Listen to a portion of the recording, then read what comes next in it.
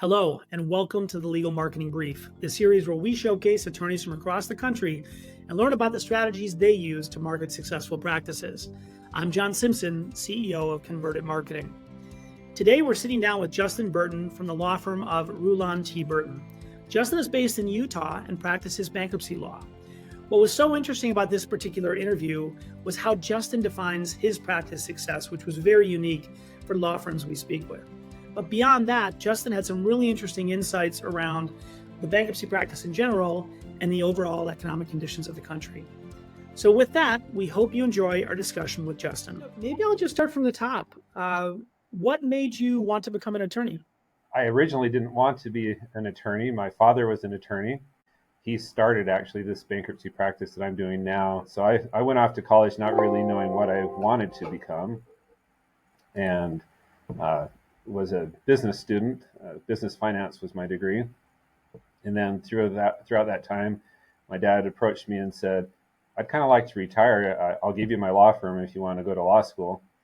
And so I thought about it. I said, well, nothing else has really attracted me just yet. Well, that's definitely an interesting path. We have not heard that one yet. Now, did you jump at the chance then to go to law school, or did you still hesitate?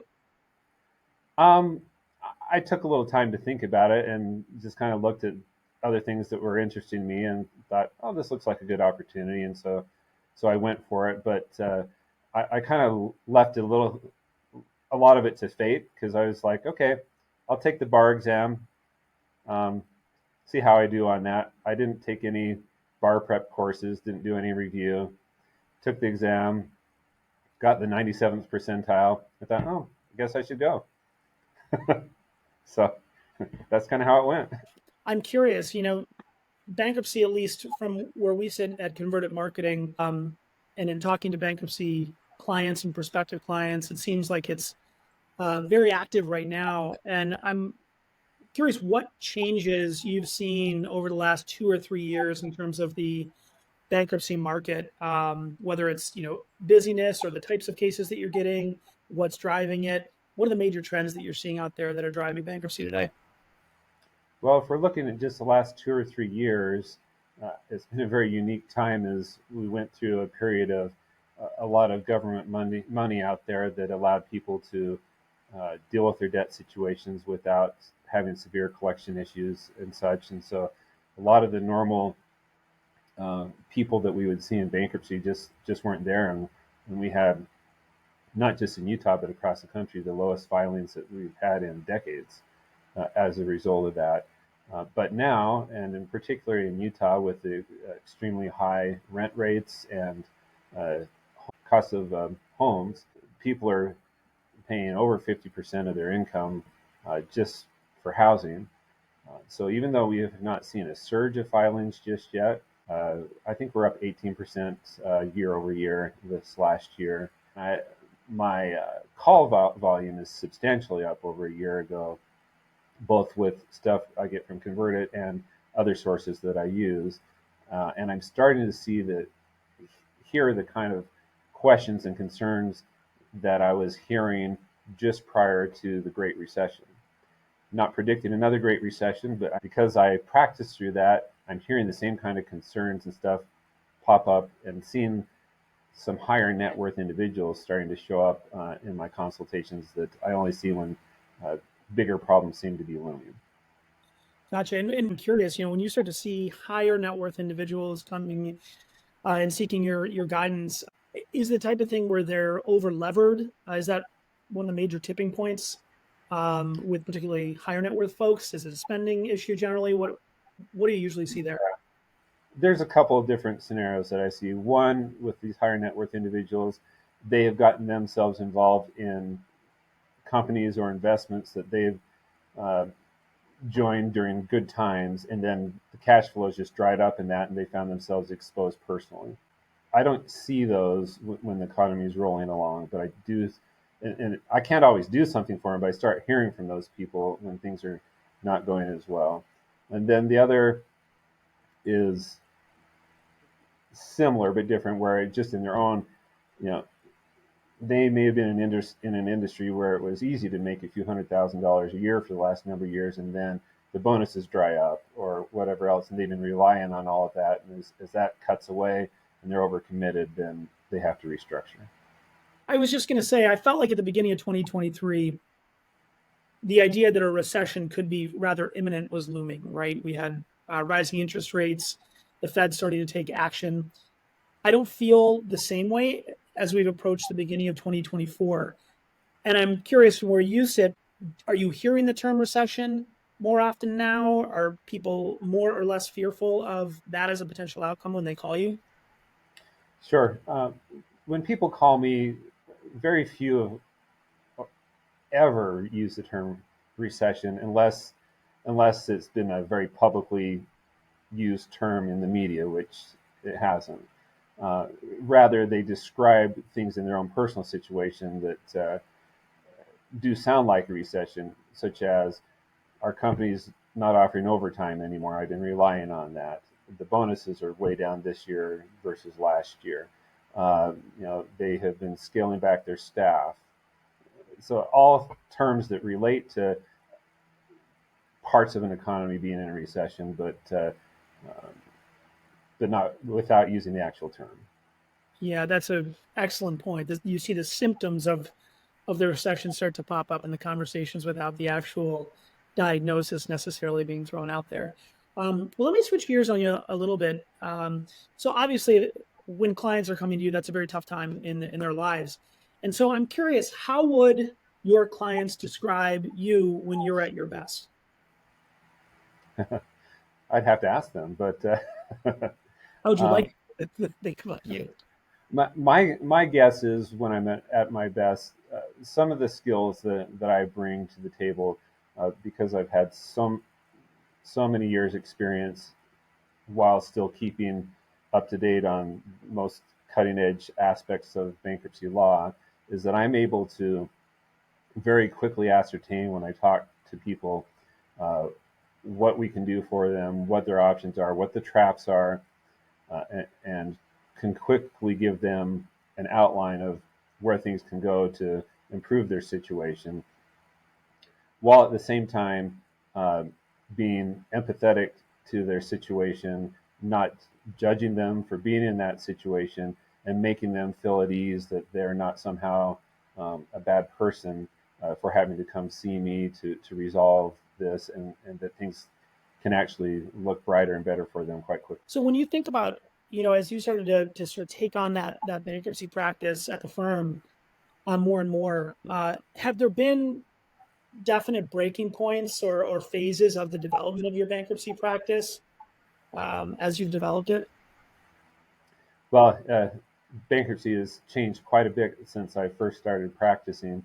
When I initially started practicing, we were advertising in the classifieds of the newspaper and in the yellow pages. And that was it. And that brought in a lot of business.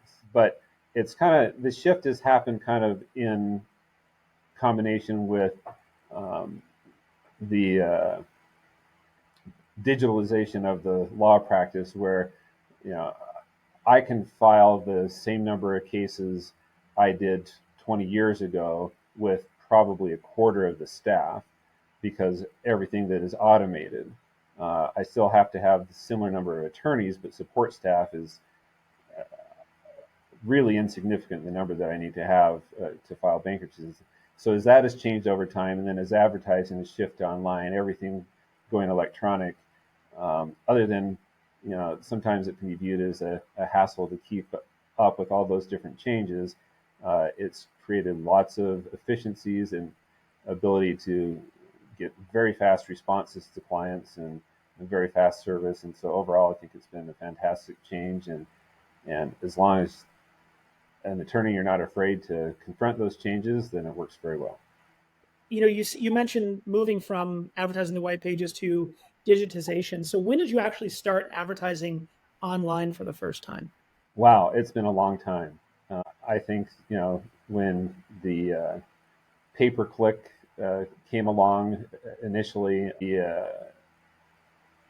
I think it was Dex Yellow Pages that they started doing that, and I started doing that with them almost right at the very beginning. They were terrible at it, but I think everybody was at that time. So in some way or another, ever since then, I've been involved with them.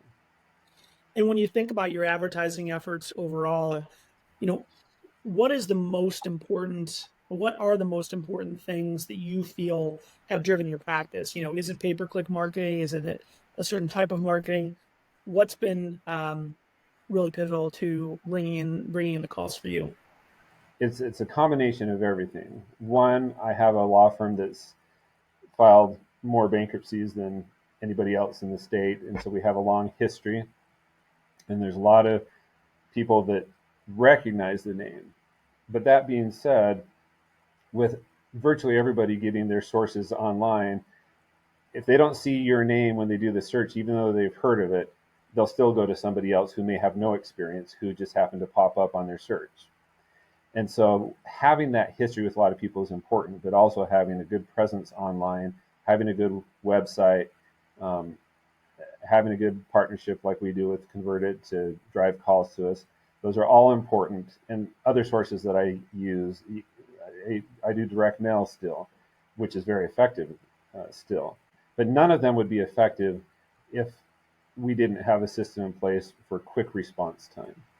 I was going to ask you about that. So it's one thing to generate activity and generate calls, but how have you structured your practice so that you can actually respond in that critical window of time where somebody is actually looking to hire a bankruptcy lawyer or at least speak to one? What I have done is I've structured my practice such that um, a lot of, even though I'm the owner and managing attorney, I've taken a lot of responsibilities off my plate so that I can be available to immediately get those contacts, whether it be a phone call that comes directly off of the marketing or uh, an internet form or an email. All those things come to my directly to my computer, directly to my phone, no matter where I'm at, and I make that my priority. And so, people that contact my office, they get to talk with not some advertising person, but with the managing attorney, get really good information right when they talk to me, which results in a higher commitment to move forward with bankruptcy. Absolutely. That step is so critical. We hear sometimes that folks will let leads sit for a day or two, and as we all know, if you don't stop the shop immediately, the value of that lead gets very, very diminished.